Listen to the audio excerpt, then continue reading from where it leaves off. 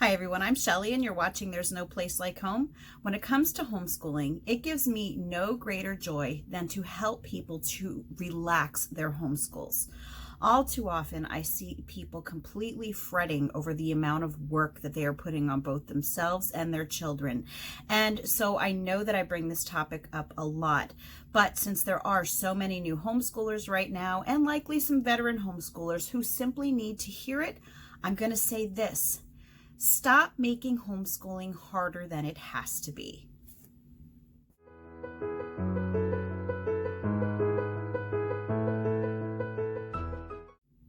We're in a time right now where homeschooling is at an ultimate high when it comes to the percentage of the population that is keeping their children at home to educate them. Now, for today's video, and for the rest of my videos actually, I'm not referring to distance learning. What I'm going to talk to you about today probably won't help much with distance learning just because you are answering to the school and you have to do what they tell you have to do.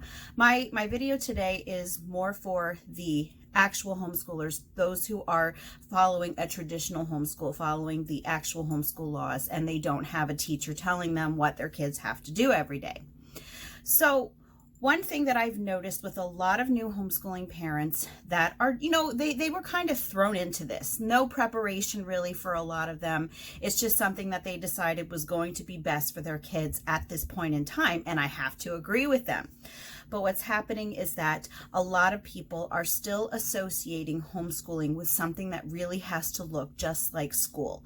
And it's something that a lot of us do when we first start homeschooling. I was one of those people who did it. I tried to replicate school. I tried to be my own school teacher in my own little mini classroom. And I've said it many times here that I even referred to it a lot of times almost as playing school. That's what I felt like. But the thing is that can put a lot of unnecessary burdens and expectations on both you and your children. Because the fact is that the way that a school classroom operates is going to be very different than the way that your home should look like. And that is really important. One of the greatest things about homeschooling is having the home aspect of it. Your homeschool does not need to be clinical. You don't have to have your kids raise your hands to go to the bathroom, which I did when I first started homeschooling. So I'm not, trying to make anyone feel bad because these are all things that I did.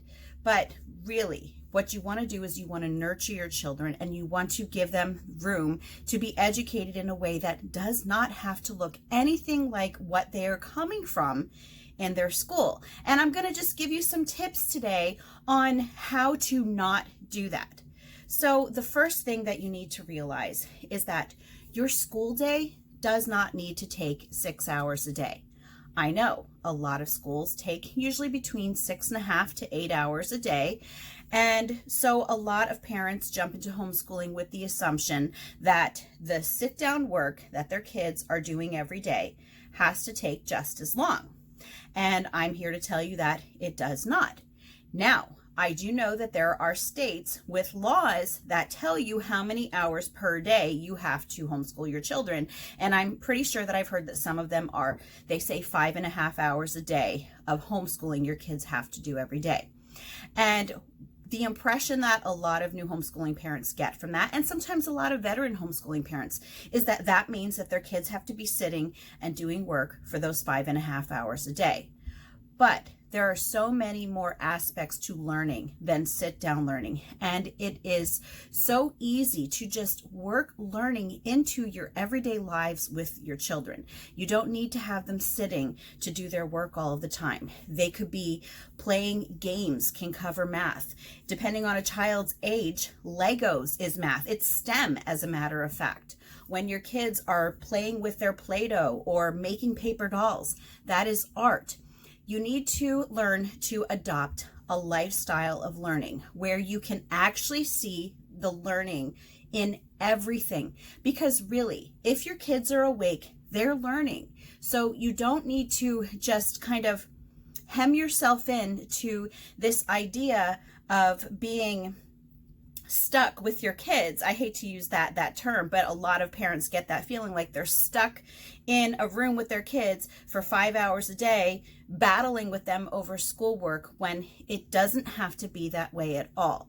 So I have a lot of videos where I talk about life schooling and just interest-led learning, and just about how you can homeschool your children without having to worry about having that all just be a complete replication of school. So the second thing that I wanted to talk to you about today is that you don't need to cover every subject every day. At least as far as I know, with most states, I've never heard someone tell me that their homeschool laws state that they have to cover every single subject every day. Here in Pennsylvania, they do tell us what subjects to cover, but they do not tell us how often to cover them. So I know that a lot of people, again, since they are trying to recreate school at home, they try to adopt some sort of schedule like what they were keeping at school. And so they will be, trying to make sure that they fit in language arts, all of the branches of language arts, because there's spelling and writing and grammar and vocabulary, and it just goes on. And then they're putting in math, and then history, science. They're trying to fit in like an art or a music or a gym. And really, you do not need to cover every single subject every day. Unless, like I said, unless there is a homeschool regulation that does say that, but as far as I know, there isn't one. The thing is that you don't want to box yourself into only having a certain amount of time to do everything, because if you try to fit everything in every day, and if your kids really are enjoying one subject area, you don't want to ever feel like you have to cut them short and not let their interests just flow, because you want to make sure that you get the rest of those subjects done while still being able to get supper on the table. It's okay if you don't do every subject every day. And one of the most important things that you will learn as a homeschooler is that, honestly, life isn't broken up into subjects. So why do we do that with our homeschooling? We do that because that's what they do in school, and that's what they do in the homeschool regulations. But honestly, we don't compartmentalize life into math and history and science. Yet we seem to always want to do that with education. And it is okay if your kids are just learning naturally, because a lot of times you can do things together with your kids. If you're reading a book about Thomas Edison to your kids, or if they are reading a book about Thomas Edison, and if it gets into how he invented the light bulb, that covers history and it can cover science.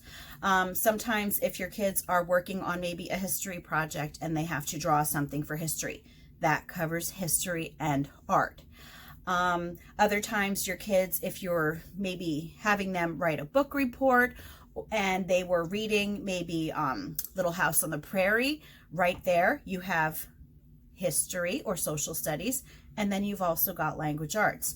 So the more that you homeschool, the more that you will see, and it's much easier to understand how to do these things when you're actually doing them. You really have to learn to kind of let go of the whole mindset of school and just learn to embrace learning as it comes naturally. Okay, so as with that one, I just want to say, so because of all of the ways that I'm telling you that learning can happen, you don't need textbooks for every single subject either.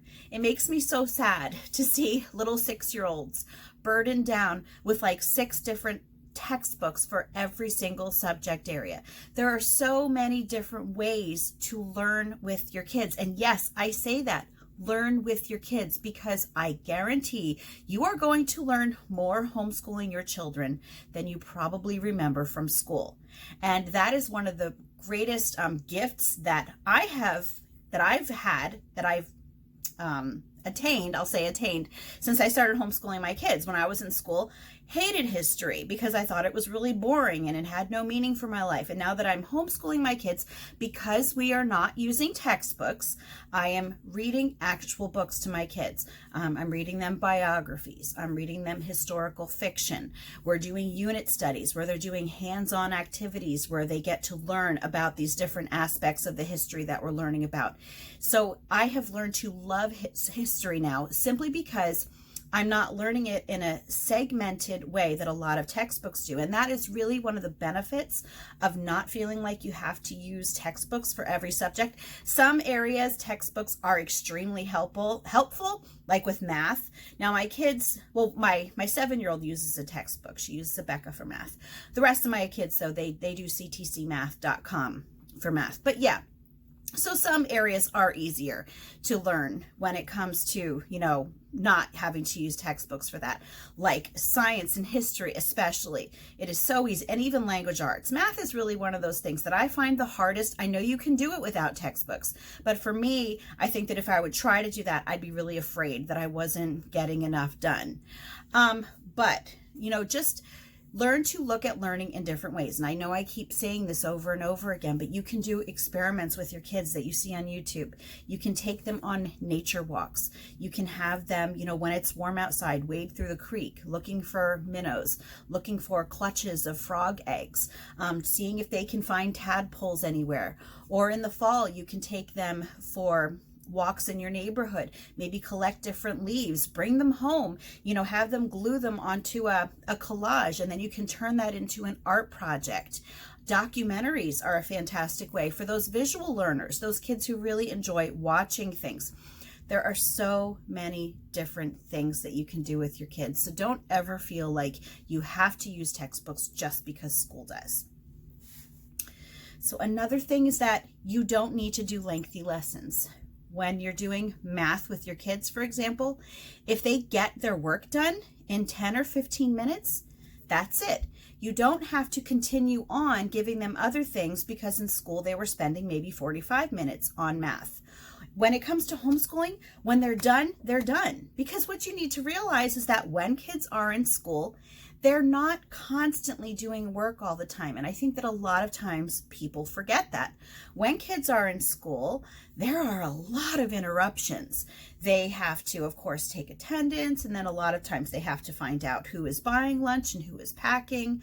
There are announcements that they say over the loudspeaker a lot of times in the morning. There are, a lot of times waiting for kids to settle down in the morning, maybe go to their cubbies, hang their stuff up, or go to their lockers, depending on, what age your kids are. There are assemblies, there are bathroom breaks, there's behavioral issues, there is going over homework, there is handing out homework.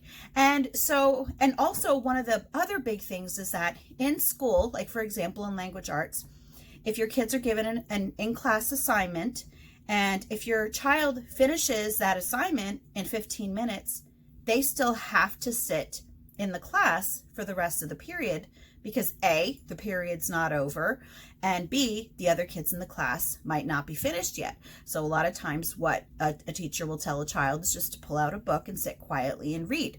But your kids don't need to do that when you are homeschooling them. That is another great benefit, is that they don't have to wait for a period to end. They don't have to wait for other kids to get finished with their work. Unless, you have a bunch of kids and you're doing like a unit study together. Because then sometimes if my kids are doing a project together, they might have to wait for their siblings. But this isn't something that will regularly happen. And so don't feel like the lessons or the classes that you're doing with your kids have to take the same length of time that they will in school. A lot of times my kids might spend 15 minutes on math and that's it. They're done. Language arts, when they do their language arts book, 10 minutes, they get it finished, they're done. So remember, it's just another one of those things of letting go of school. All right, so I've been saying it again and again and again because it's so important, because this is one of those things that the issue that so many parents have been kind of thrown into homeschooling now is that a lot of parents never had the time to deschool. In fact, a lot of parents might not even know what deschooling is. You might not know what deschooling is.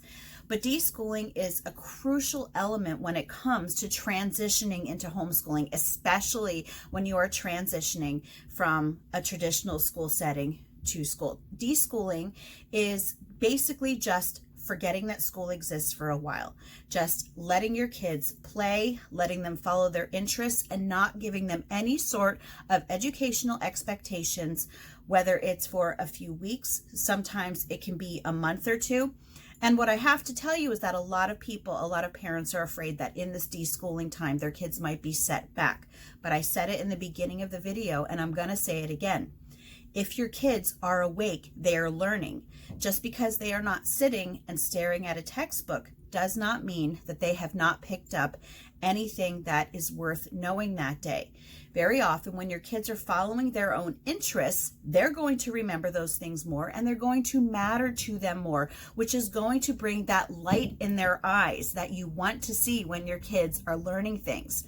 You don't want kids to be bored, because yes, those are the times that your kids are going to forget. So deschooling also gives you as the parent the time to just watch your child. See how they learn. What do they like to do? What do you think is the best way for you to approach things with them? Are they artistic? You might want to do lots of artsy stuff in your homeschool. Do they really love to listen to things? Maybe do they have oh my gosh, do they have like an iPod? I don't even know if anybody has iPods anymore. It shows you how big I am on technology. But do they have, do they listen to things a lot? Do they listen to a lot of music? Then maybe audiobooks would be something that would be great for them. Do your kids like to watch a lot of nature documentaries? Then that might be a great way for your kids to learn. But the deschooling period is a fantastic time for you just to, especially if your kids have been in school, to get to know them again and to get to see what it is that they like to do.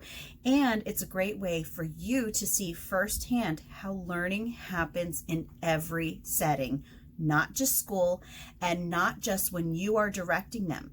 Your kids will learn even if you have not given them any sort of assignment. So that's really all that I have for you today. I hope that this has been helpful, but if you like this video, give it a thumbs up. If you haven't subscribed yet and would like to hear more of what I have to say, I would love if you would do that. If you have any questions or comments, you can leave one over on Instagram because YouTube disables my comments. And if you like my work and would like to check out my Patreon page, I will leave a link in the description box for that as well. And I hope you have a great day.